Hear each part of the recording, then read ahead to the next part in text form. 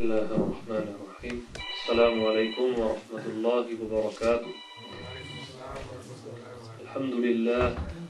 الحمد لله رب العالمين، والصلاة والسلام على سيد الأنبياء والمرسلين وعلى آله الطيبين الطاهرين وصحابته الغر الميامين. أما بعد، فأعوذ بالله من الشيطان الرجيم. بسم الله الرحمن الرحيم. ويسألونك عن الروح قل الروح من أمر ربي وما أوتيتم من العلم إلا قليلا. صدق الله العظيم وصدق رسوله النبي الكريم الأمين، ونحن على ذلك لمن الشاكرين والشاهدين، والحمد لله رب العالمين. After praising Allah Jalla wa Ala and sending salutations and peace upon the best of creation, Sayyiduna Rasulullah sallallahu alayhi wa alihi wa sallam, and his pure family and pure companions, chosen companions. The topic given as requested by Mufti Sahib is regarding the journey of the soul, and I will try to finish within my time limit, inshallah ta'ala. Regarding the soul, which in Arabic is Rooh, which is mentioned in the Quran. The word soul, Rooh, is used also for Jibreel alayhi salam, the angel Jibreel alayhi salam, in many places in the Quran, in more or less 8 places in the Quran. Jibreel alayhi salam, he is called Rooh. Allah says, for example, تَنَزَّلُ الْمَلَائِكَةُ وَالرُّوحُ فِيهَا. The angels and Ar-Ruh, meaning Jibreel alayhi salam, descend in Laylatul Qadr. Likewise in other places. Now regarding Ar-Ruh, Allah Ta'ala mentions in Surah Bani Israel, وَيَسْأَلُونَكَ عَنِ الرُّوحِ. And they ask you, O beloved Prophet sallallahu alayhi wa sallam, about the soul, about Ar-Ruh, what it is. And the background to the revelation of this ayah is that the mushrikeen of Mecca, when they found out that the Prophet sallallahu alayhi wa alihi wa sallam, he is telling them that he is the Prophet of God, he is the Prophet of Allah, he is calling them to believe in his prophethood. So they went to the Ahlul Kitab, to the Jews and Christians who were based in Al-Madinatul Munawwara predominantly, to ask them that there is a man in our community, he is claiming to be a prophet. So how shall we test him? What should we ask him to find out whether he is a truthful prophet of Allah? And so they said, ask him these 3 questions. Ask him about a group of young men that took refuge in a cave and they slept for 300 years in the cave. And also ask him about Dhul Qarnayn. Who was Dhul Qarnayn? And thirdly, ask him about the soul. What is the soul? Ar-Ruh. And they said, if he is a truthful prophet of Allah, if he is a real prophet of Allah, he will answer 2 questions and not answer the third. This was the test. And so when they went back to the Prophet sallallahu alayhi wa sallam, they put forth these questions. Tell us about a group of young people that sought refuge to protect their belief in Allah so that they don't get persecuted. They took refuge in a cave, the Ashabul Kahf, who are known as Ashabul Kahf. And so Allah Ta'ala revealed Surah Al-Kahf. in which he answered these questions. He told them about Ashabul Kahf, over whom the entire surah is revealed, about whom the surah is revealed. And Allah Ta'ala in the surah also answered them about Dhul Qarnayn. He told them about Dhul Qarnayn. وَيَسْأَلُونَكَ عَنْ ذِي الْقَرْنَيْنِ قُلْ سَأَتْلُو عَلَيْكُمْ مِنْهُ ذِكْرًا. And the ayat coming after. But nowhere in the surah was the soul mentioned, the question about the soul.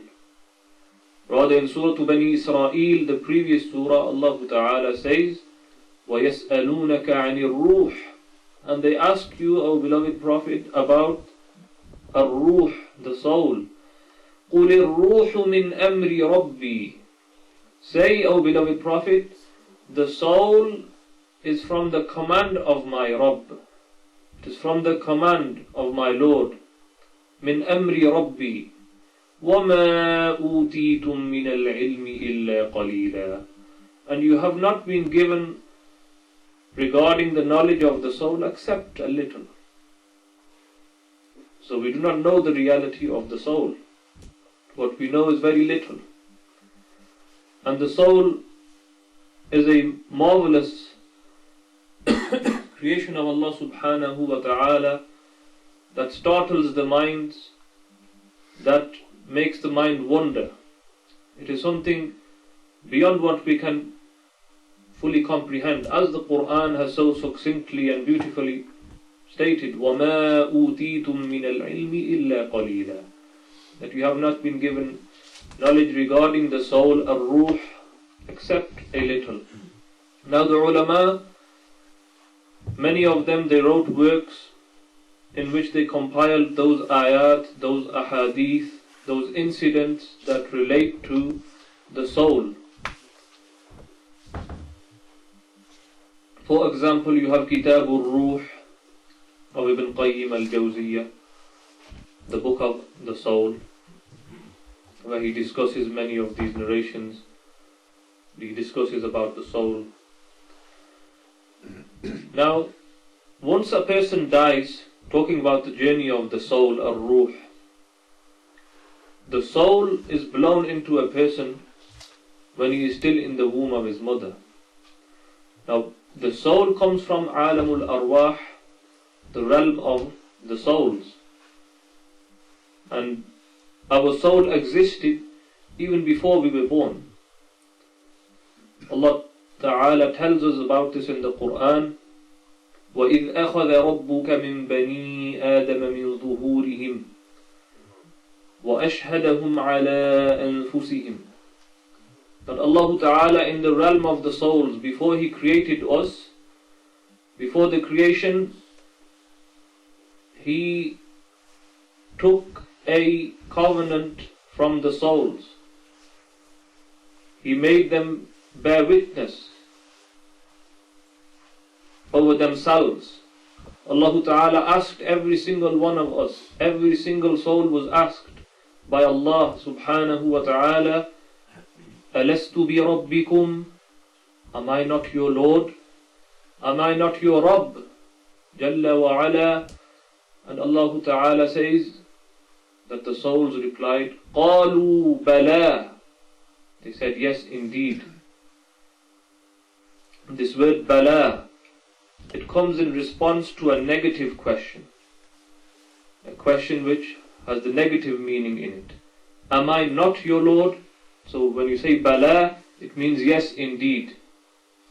It means yes. It negates that negative, giving the positive meaning. Bala, you are our Lord, in other words. So every single soul testified to this. And this is one of the reasons the Mufassirin also mention that why the Quran begins with Ba, Bismillah ar-Rahman ar-Rahim, because this is the first word, first letter we uttered. The first letter uttered by the creation was Bala, with a Ba. The Quran also begins with Ba, Bismillah ar-Rahman ar-Rahim.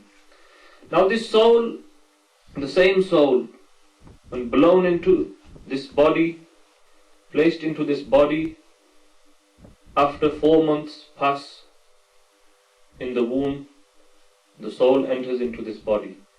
The angel is commanded to write certain things for us. I'm not going to go into the details. And then the child is born. We are all born with our body and with our soul in our body. When we go to sleep, sleep is the sister of death. Sleep is the sister of death. The Quran tells us our soul is temporarily detached from our body. So what happens? We see wondrous things. We see marvelous things.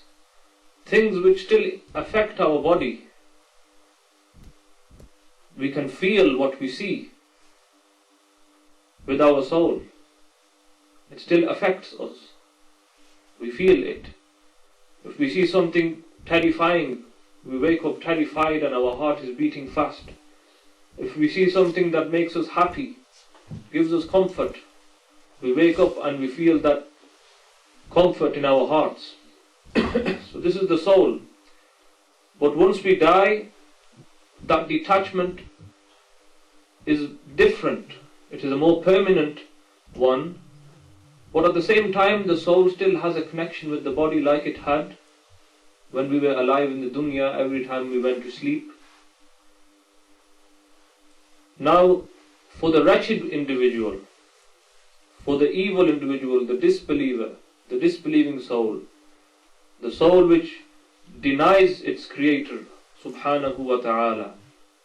So remember, each soul had said, Bala, you are our Lord.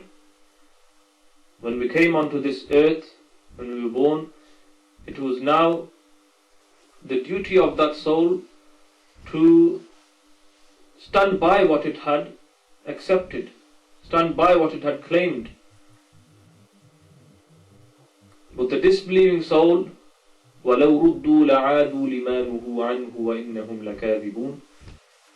The wretched soul, destined to disbelieve in Allah subhanahu wa ta'ala, despite seeing all the signs in the creation of Allah, in the universe which Allah has created, it still chooses to disbelieve. So when that soul, when that individual is about to die, the angels surround the person.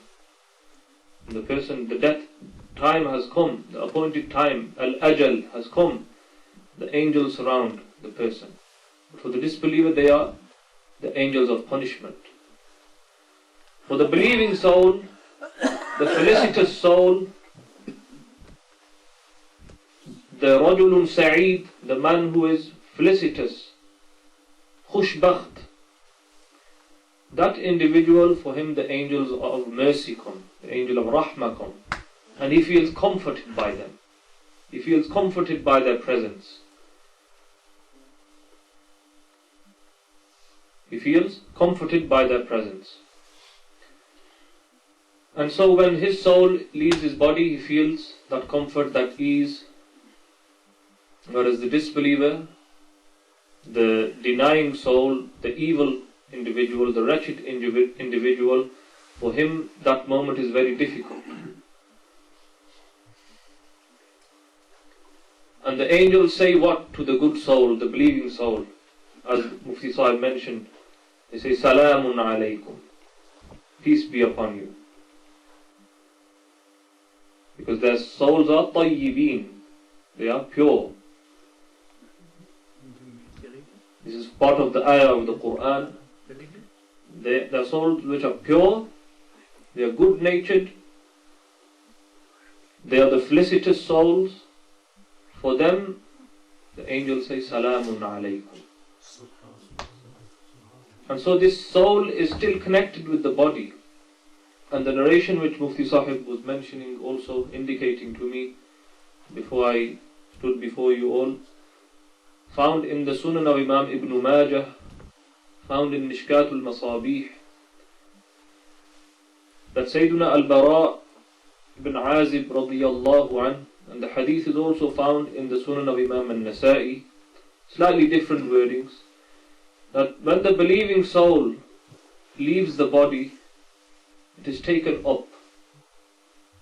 It is taken up towards the heaven, the first heaven. And the angels welcome that soul. They say, whose soul has come? And they say, so and so.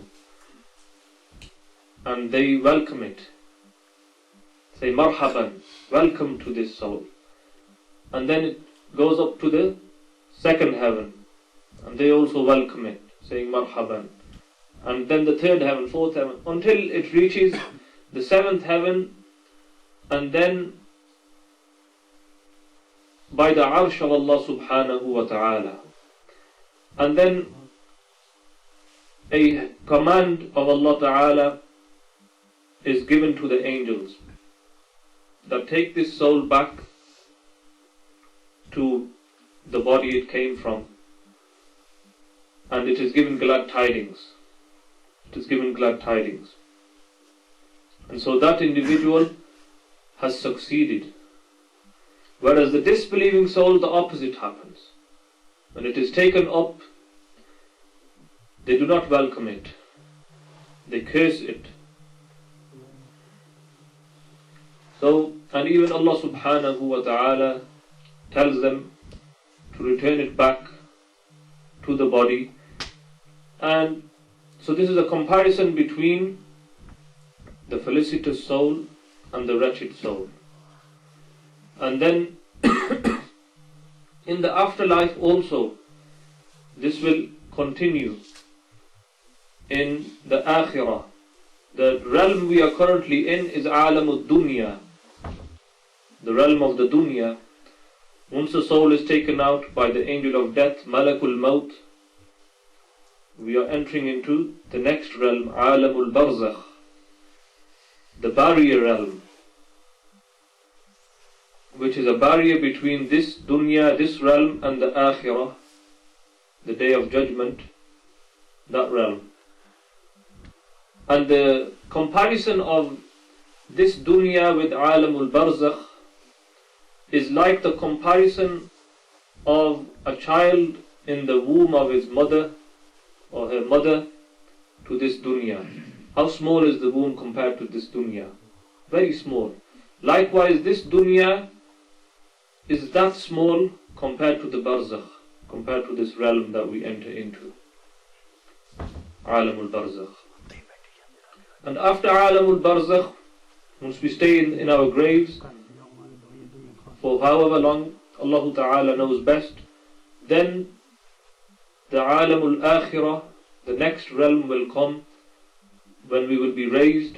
We will be raised alive, resurrected with a body. The soul will be within a body also. We will have a body. This is our aqeedah. It's not just the souls that will be resurrected alone. Okay? So it's not just the soul that will be resurrected. The soul will have a body. We will still have some form of body. Okay? Even the person that was killed by a predatory animal, eaten up, or a person who died at the bottom of the ocean becoming sediment after thousands of years, every single one of them will be brought back. And a brilliant example of this is mentioned in Al-Quran Al-Kareem, where Allah Ta'ala says in Surah Al-Baqarah regarding Ibrahim alayhi salam, and he said, Rabbi arini kayfa tuhyi al-mawta. Oh my Lord, show me how you will bring the dead bodies to life. قال أولم تؤمن. Allah Ta'ala said, do you not believe? Do you not believe in this? Ibrahim alayhi salam said, Bala. Same with Bala. Meaning, of course, yes I do. وَلَكِنْ لِيَطْمَئِنَّ قَلْبِي. But in order to give this extra level of yaqeen, from believing in ghaib, for it to become a mushahada for me, because he's a special chosen servant of Allah. So Allah Ta'ala made him see that with his own physical eyes, so that it becomes like he is observing how the resurrection will occur with his own eyes. Subhanallah. And so then, and remember from this, the Anbiya alayhimus salam, the level of Iman, the level of Yaqeen is greater than any other from the creation of Allah Ta'ala. Because of what Allah Ta'ala shows them, what He enables them to see and witness Others cannot witness those things. So he is speaking like this to Allah subhanahu wa ta'ala. And Allah ta'ala told him, take 4 birds. In Surah Al-Baqarah, ayah number 260. Allah ta'ala said, take 4 birds and familiarize yourself with them. Then slaughter them all, make their meat, and then place their meat on the tip of every mountain. على كل جبل ثم اجعل على كل جبل منهن جزءا. Place a juz, a part of those birds, all the mixed up meat. Some part of this bird will go on that mountain, some part of that bird will go on that mountain. Everything is mixed, it's all meat. And he did as Allah Ta'ala commanded him. He places the meat on the different mountain tops. على كل جبل. Then, what is meant there by every mountain is the mountains in that area. عام مخصوص. Every mountain meaning every mountain which was within the area of Ibrahim alayhi salam, and so he did so. Then Allah Ta'ala said, ثُمَّ ادْعُهُنَّ يَأْتِينَكَ سَعْيًا. Call them. Call these birds. They will come running to you. وَاعْلَمْ أَنَّ اللَّهَ عَزِيزٌ حَكِيمٌ. And know that Allah is not dominated by anyone. Al-Aziz الَّذِي لَا يُغْلَبْ. And Allah Azizun Hakim, that Allah is Aziz, He is dominant, and He is Hakim, He is most wise. And so that's what happened. The birds come running to Ibrahim alayhi salam. So this is the reality which we will all go through. We will enter into the barzakh after we die. And if we obeyed Allah, we were from the felicitous ones. Because remember Allah Ta'ala says, فَمِنْهُمْ شَقِيٌّ وَسَعِيدٌ. From amongst them are those that are shaqi, wretched, and those that are felicitous. If we are from the felicitous ones, then we will be having an easy time in the barzakh. Our soul will be told to go back such that Allah is pleased with us. And then we will be raised on the day of judgment also with a body. And then the judgment will occur. And then that is the next phase of the journey of the soul. And then there's lots of details about this mentioned in the Quran. Al-Akhirah, the afterlife, is one of the major themes of the Quran. And so a lot can be said about what will be taking place, and what journey the soul will go through in the Akhirah on the day of judgment. In a nutshell, to conclude, to make it simplified, فَمَنْ يَعْمَلْ مِثْقَالَ ذَرَّةٍ خَيْرًا يَرَهُ. Whoever does an atom's weight of good will see it. And وَمَنْ يَعْمَلْ مِثْقَالَ ذَرَّةٍ شَرًّا يَرَهُ. Whoever does an atom's worth of evil will also see it, and we will be judged. We will be judged by Allah subhanahu wa ta'ala. That's the real judgment. Any judgment that is delivered on this earth by any judge, it is always not taking into consideration all the factors. But on the day of judgment, that will not happen. Allah ta'ala, who knows every single thing about us, He will deliver the judgment about the souls, and then either you will go into paradise, or you will, Allah Ta'ala protect us, the believers, some of them, they will also go into hellfire and then eventually go into paradise. So that is the reality ahead of us. May Allah Ta'ala enable us to prepare for that reality. Walhamdulillahi Rabbil Alamin.